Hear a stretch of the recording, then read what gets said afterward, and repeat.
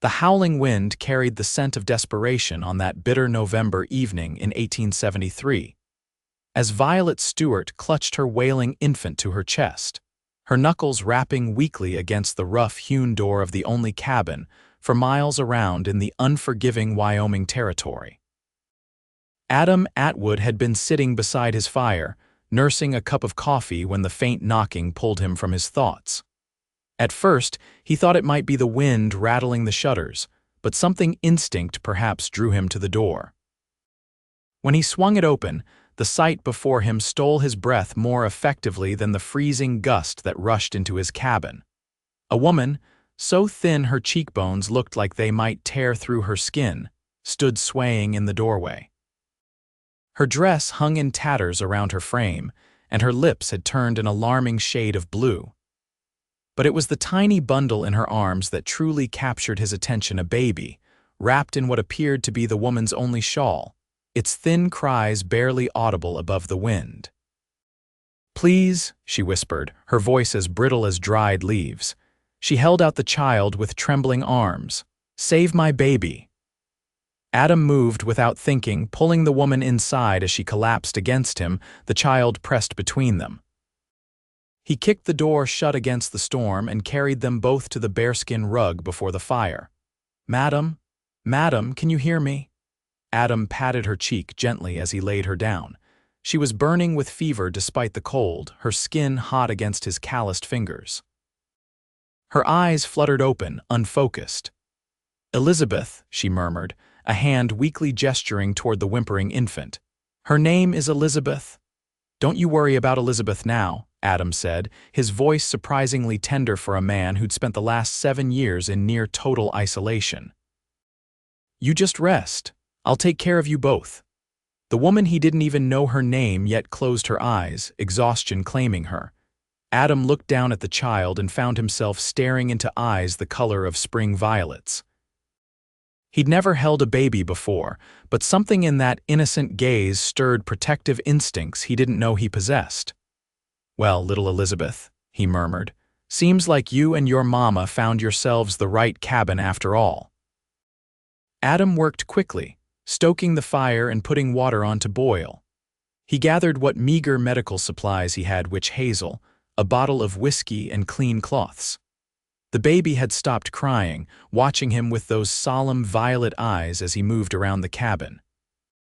The woman stirred as he placed a cool cloth on her forehead. "My baby," she whispered. "She's right here," Adam assured her, lifting Elizabeth so her mother could see. "She's just fine. Now I need to know your name, madam, and what brings you out in weather like this." "Violet," she whispered. "Violet Stewart." She tried to sit up but fell back with a grimace. "We've been walking 3 days. Wagon broke down, my husband." Her voice cracked. "Indians attacked our wagon train, James. He didn't." Adam nodded, understanding the unspoken tragedy. "I'm Adam Atwood." "This is my cabin, and you're welcome to stay as long as you need." Violet's eyes filled with tears. "I don't deserve such kindness. Nobody deserves to freeze to death, especially not with a little one." Adam carefully handed Elizabeth back to her mother. "Can you eat something?" "I've got some broth." Violet nodded, cradling her daughter close. "Thank you." Adam turned away, uncomfortable with the gratitude in her eyes. He wasn't used to company, especially not the kind that looked at him like he was some sort of savior. He was just a man who'd left civilization behind after the war had taken too much from him. Now, he had a starving woman and her baby in his one-room cabin, and he had no idea what to do next. But as he ladled the rabbit stew into a bowl, he knew one thing for certain: he couldn't turn them away. Not with winter setting in and the nearest town a 3-day ride in good weather. They were his responsibility now, at least until spring. Little did he know that this night would change the course of his solitary life forever. By morning, Violet's fever had broken, but she remained weak. Adam had fashioned a makeshift cradle for Elizabeth from a wooden crate lined with his softest buckskins. The baby slept peacefully while he tended to her mother. "You should eat more," he encouraged, offering Violet another spoonful of stew. He'd never been particularly skilled at conversation, but 7 years alone had made him downright awkward. I need to nurse Elizabeth, Violet said, her voice stronger than it had been the night before. But I fear, I haven't been able to produce enough milk, we've been so hungry. Adam felt his ears burn with embarrassment at the intimate subject.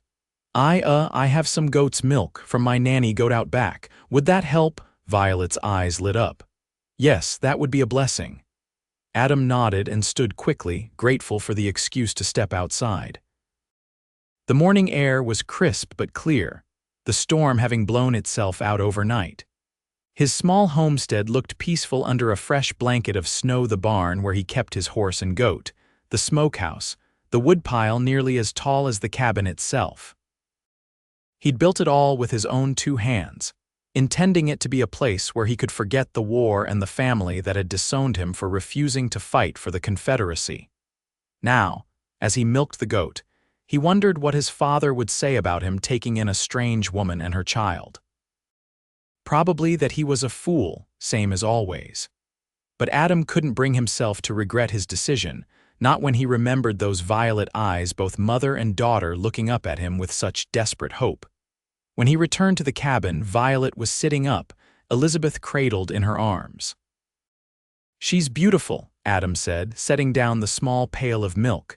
How old is she? 4 months, Violet replied, stroking the baby's wispy blonde curls. She was born on the trail west. James and I were heading to Oregon. Her voice caught on her husband's name. We thought we'd find a better life there. Adam nodded, pouring some milk into a cup. I came out here after the war, couldn't stand being around people much after what I saw. He handed her the cup, their fingers brushing momentarily. Sorry, that's not. I don't usually talk about that. Violet's gaze was gentle, understanding. The war changed many lives. James fought for the Union. He came back different too. Adam stiffened slightly.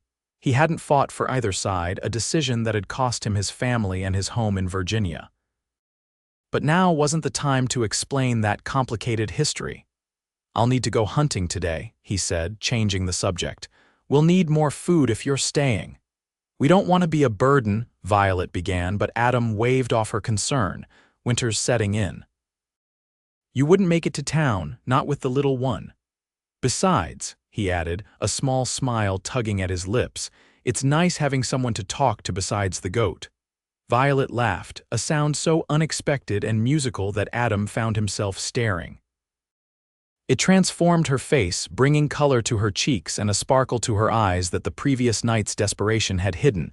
Thank you, Mr. Atwood, truly? Adam, he corrected. Just Adam is fine. That afternoon, Adam returned with a young buck slung over his shoulder. The familiar routine of dressing the deer and hanging the meat to cure gave him time to think about his unexpected guests.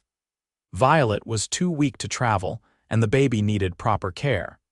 They would have to stay through winter, which meant he needed to make adjustments to his solitary lifestyle. When he entered the cabin, Violet was humming softly to Elizabeth, a lullaby he didn't recognize. She'd tidied up while he was gone, and somehow the simple act of having his few possessions straightened made the cabin feel more like a home than it had in years. I hope you don't mind, she said, noticing his surprised expression. I wanted to do something to repay your kindness. It's fine, he said, hanging his coat by the door. You didn't have to, though. You should be resting. I've been resting all day, she smiled. I'm feeling much stronger already. Over the next week, a routine developed. Adam would rise early, tend to his animals, hunt or chop wood, while Violet gradually regained her strength. She took over cooking and mending his clothes, skills Adam had never properly mastered despite years of bachelor living. Elizabeth became the heart of the cabin, her small presence somehow filling the space with life. Adam found himself looking forward to returning from his chores, just to see the baby's toothless smile when he walked through the door. One evening, as they sat by the fire after Elizabeth had been put to sleep, Violet finally asked the question Adam had been dreading. Why did you come out here? A man like you could have had a good life in a town somewhere. Adam stared into the flames, considering how much to share.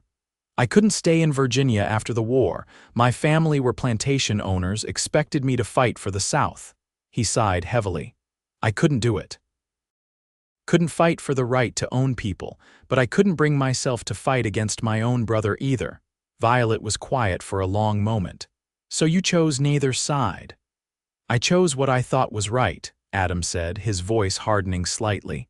My family disowned me, my fiancé left me. I came west because there was nothing left for me back east. I'm sorry, Violet said softly, that must have been very difficult. It was a long time ago. Adam shrugged, uncomfortable with her sympathy. What about you? How did you end up married and heading to Oregon?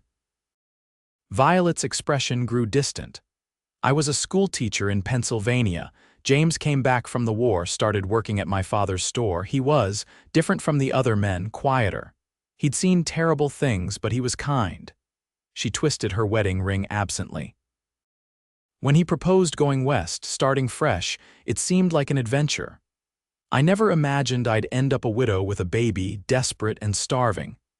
Life has a way of taking unexpected turns, Adam said, reaching out to awkwardly pat her hand. The gesture surprised them both, and he quickly withdrew, standing to add another log to the fire. Yes, Violet agreed, her eyes following him. It certainly does. As December arrived, bringing heavier snow and bitter cold, the cabin became a sanctuary against the harsh Wyoming winter. Adam had never decorated for Christmas before, seeing little point in celebrating alone, but Violet insisted on bringing in pine boughs to scent the air and fashioning a small wreath for the door. Elizabeth deserves some Christmas cheer, even if it's simple, she explained as she wound twine around the branches. Adam watched her nimble fingers work, struck by how different the cabin felt now. It was warmer, not just from the fire but from the presence of Violet and Elizabeth. He'd grown accustomed to the baby's cries and gurgles, to Violet's soft singing as she worked. The silence that had once been his constant companion now seemed oppressive when it returned during Elizabeth's naps. I have something for you, he said suddenly, moving to the trunk at the foot of his bed. He rummaged inside, finally pulling out a small wooden horse carefully carved and sanded smooth. For Elizabeth, for Christmas. Violet touched the toy reverently. You made this, Adam nodded, embarrassed. Been working on it when you were asleep. It's not much, but when she's older. It's beautiful, Violet said, her eyes shining. Thank you, Adam. Something shifted between them that day, a tentative friendship deepening into something neither of them was quite ready to name. Christmas morning arrived with a fresh blanket of snow and rare sunshine that made the world sparkle.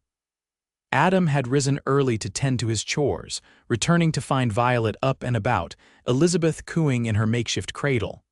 Merry Christmas, Violet said, smiling. I made something special for breakfast. She'd somehow created flapjacks from their limited supplies, drizzled with precious honey Adam had been saving for a special occasion. It was the finest Christmas meal he'd had in years. After breakfast, Adam presented Elizabeth with the wooden horse, and Violet gave him a new scarf she'd knitted from yarn she'd unraveled from one of her own garments. I can't accept this, he protested. You need it more than I do. Nonsense, Violet insisted, wrapping it around his neck. You're out in the cold much more than I am. Her hands lingered at his collar, and for a breathless moment, Adam thought she might. But she stepped back, color rising in her cheeks. Thank you for making this Christmas special, she said softly. I didn't think I'd have reason to celebrate this year. Adam swallowed hard. I'm glad you're here, he admitted. Both of you. That evening, after Elizabeth was asleep, they sat side by side on the bearskin rug, watching the flames dance in the fireplace. Outside, the wind howled, but inside the cabin was warm and peaceful. Tell me about your dreams, Violet said suddenly. Before the war changed everything. Adam considered the question. I wanted to build things. Houses, furniture. I was apprenticed to a carpenter before. Everything happened. I liked creating something lasting. He glanced around the cabin. I built this place myself. It's a fine home, Violet said sincerely. And you, what did you dream of? A school of my own, perhaps. I loved teaching. She smiled wistfully. And a family, of course, children. Her eyes drifted to Elizabeth's cradle. "At least I have her." "You're a good mother," Adam said. "Anyone can see that." "Sometimes I'm terrified I'm doing everything wrong," Violet admitted. "James should be here to help me raise her." "But he isn't," Adam said gently. "And you're doing just fine without him." Violet's eyes filled with tears. "I miss him, but sometimes I feel guilty because the pain isn't as sharp as it was." "Is that terrible of me?" Adam shook his head. "It means you're healing. That's what James would want, isn't it?" "Yes," she whispered. "He would." Without thinking, Adam reached out and took her hand in his.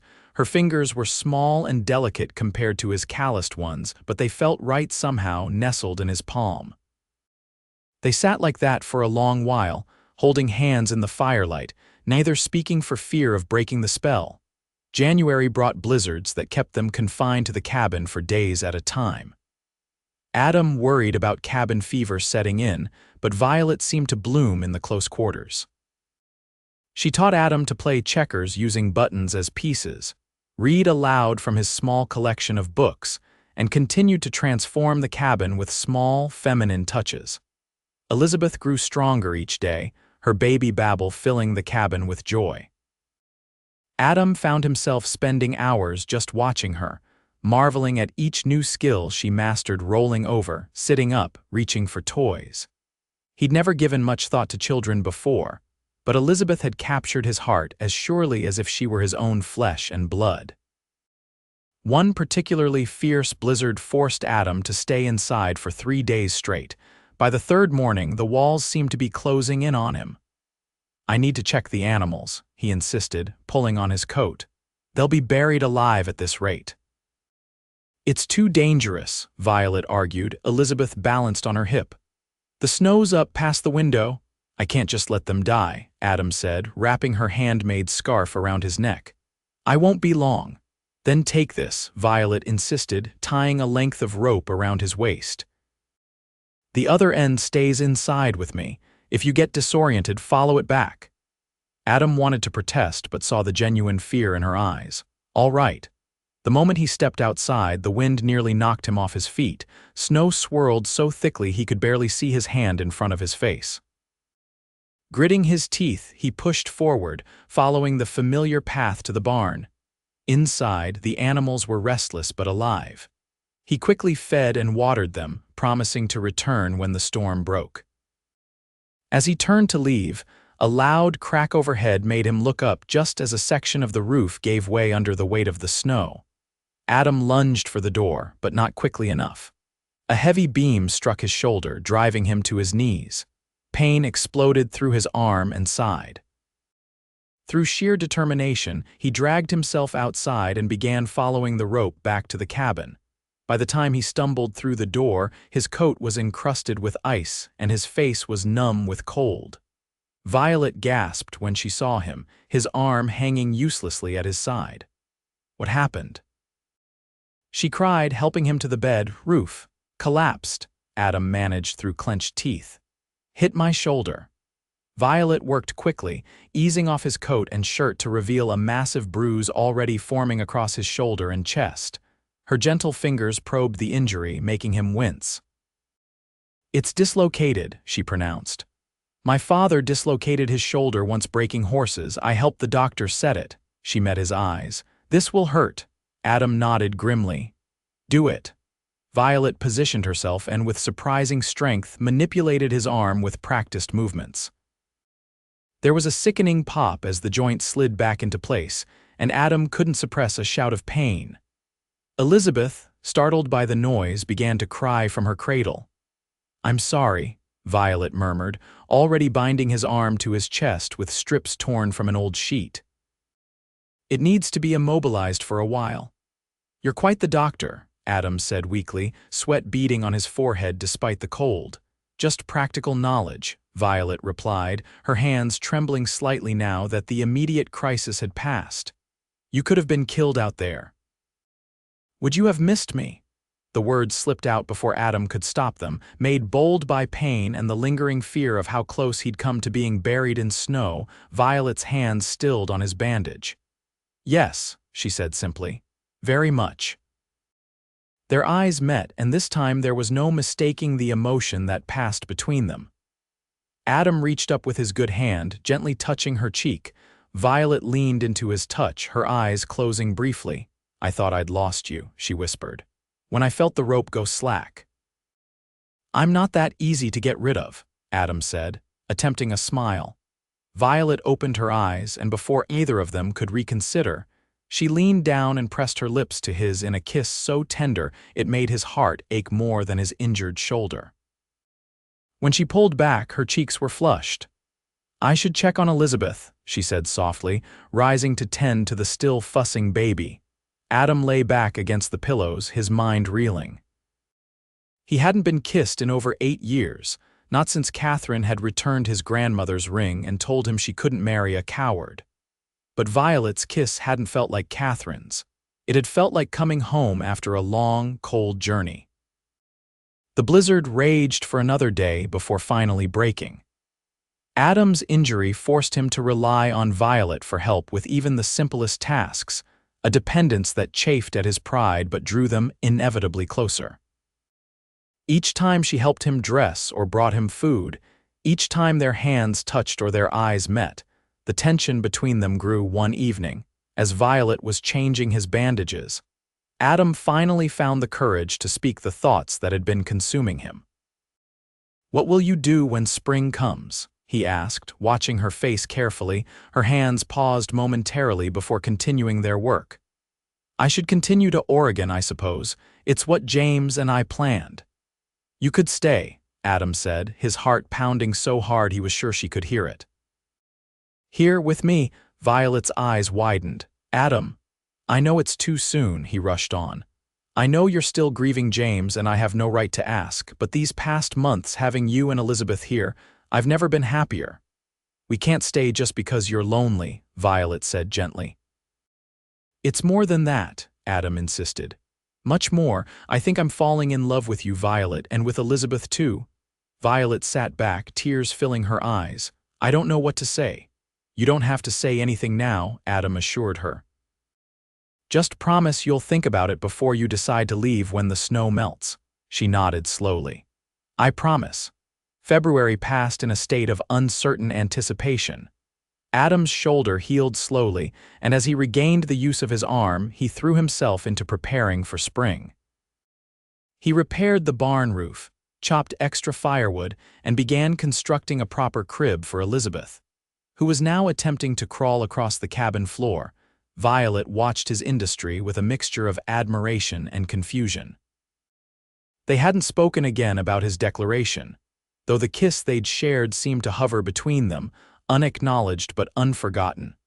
One crisp March morning, with the first hints of spring in the air, Adam announced he needed to ride to town for supplies. "I'll be gone 3 days," he explained, securing his saddle bags. "We're running low on flour and coffee, and I need to check if there's any mail." Violet nodded, bouncing Elizabeth on her hip. The baby had grown plump and healthy over the winter, her blonde curls now forming a halo around her chubby face. "We'll be fine," she assured him. "Be careful on the trails. The spring thaw makes everything muddy." Adam hesitated before mounting his horse. "I'll be back as soon as I can," he promised, his eyes conveying more than his words.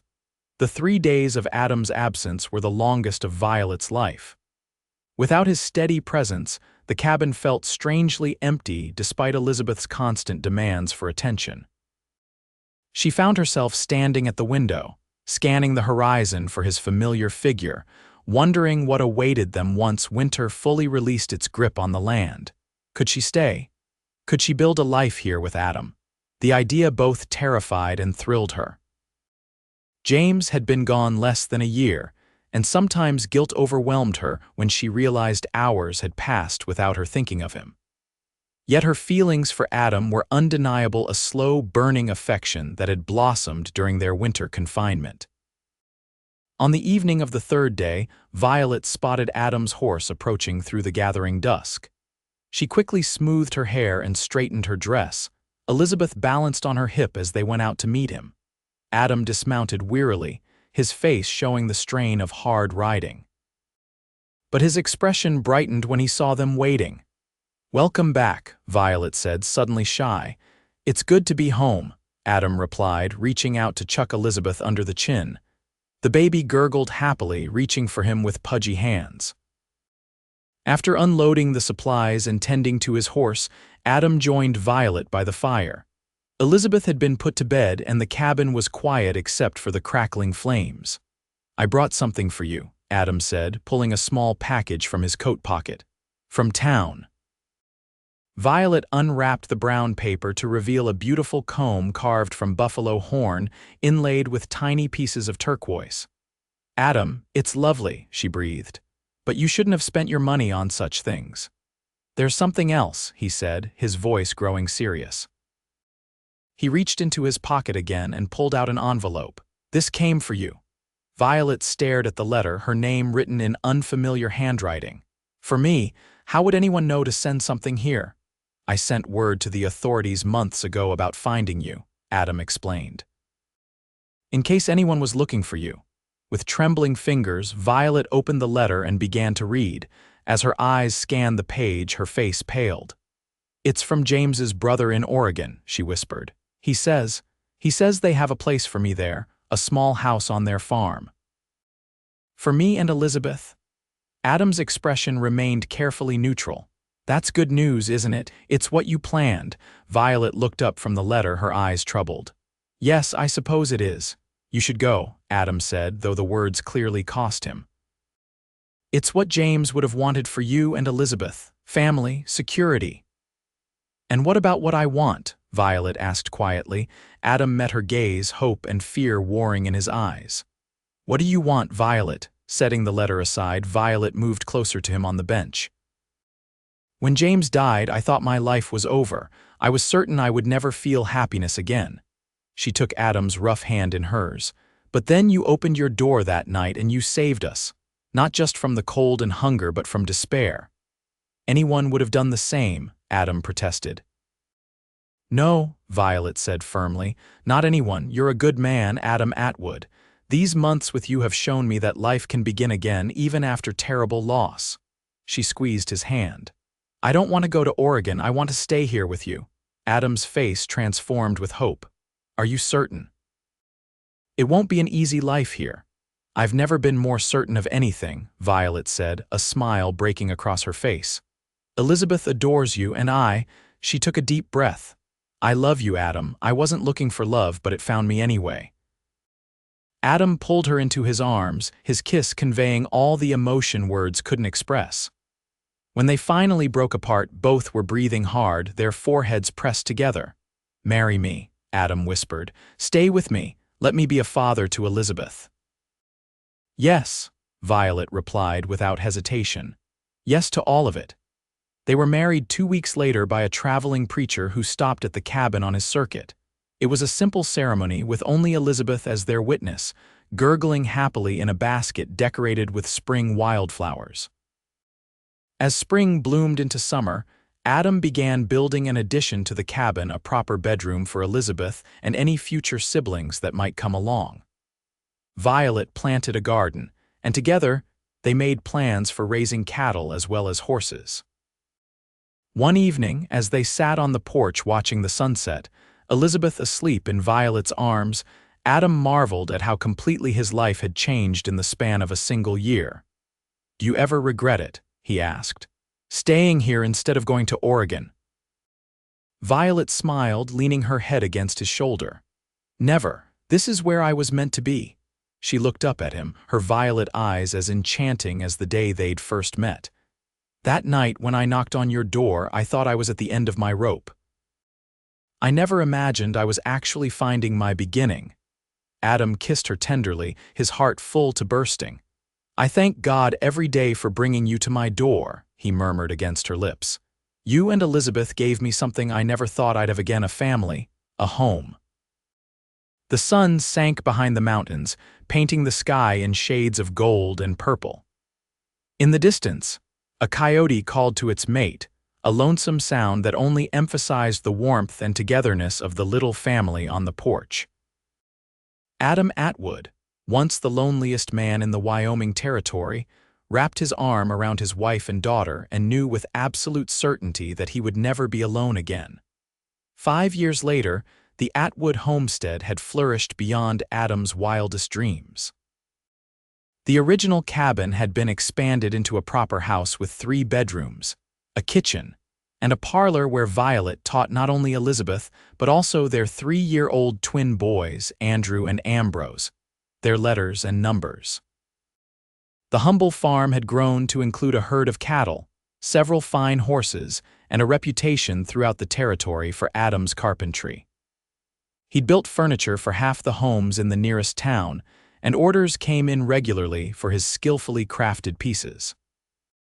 On the anniversary of the night Violet had appeared at his door, Adam always presented her with a small carved token, a reminder of how their life together had begun.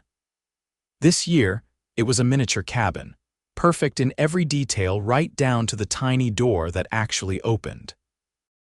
"To remind us where we started," he said, placing it in her hands as they sat before the fire, the children already asleep upstairs. Violet turned the carving over in her hands, admiring the craftsmanship. "It seems like a lifetime ago," she mused. "I was so desperate that night, so certain we wouldn't survive."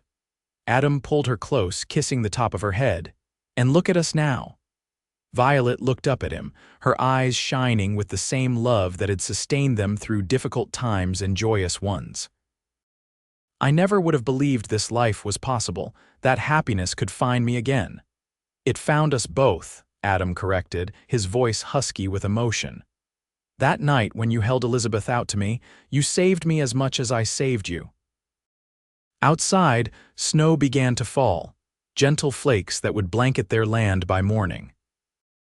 But inside the Atwood home, warmth and love held winter at bay, as it had that first night when a starving mother and her baby found refuge in a lonely cowboy's cabin, and all 3 found the home they'd been searching for all along.